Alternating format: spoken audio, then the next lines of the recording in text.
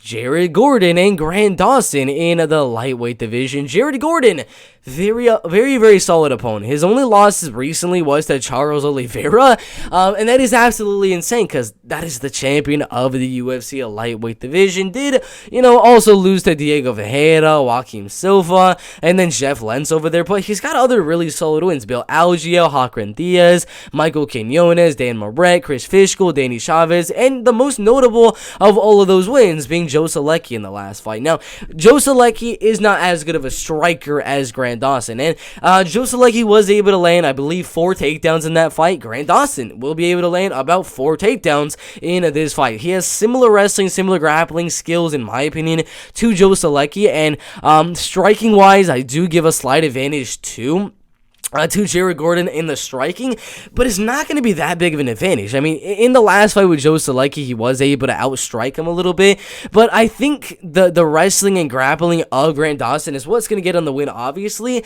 and Grant Dawson's, for this fight here, he knows the game plan is to land the takedowns, grind out that decision, grind a pound, go for some submissions and things like that, and just keep it very even on the feet. Joe Solecki was not able to keep it fairly even on the feet. He was getting clearly outstruck in the striking. I believe Grant Dawson will be able to keep it fairly even on the feet, mixing some clinch work, some knees to the body, elbows, things like that, and just out wrestle and out grapple for that's very close 29-28 decision. I do not expect to finish. Grant Dawson, he didn't look amazing in the last fight with Ricky Glenn, but I think he'll land the takedowns here. He'll kind of keep it very at range on the feet because he is going to have a 4-inch reach advantage and a 1-inch height advantage. Not super confident as of course, Jared Gordon could definitely go out there and just defend the takedowns and slightly outstrike him with the pressure and volume. But I think with the reach and height for Grant Dawson, that'll kind of force Jared Gordon to come into the range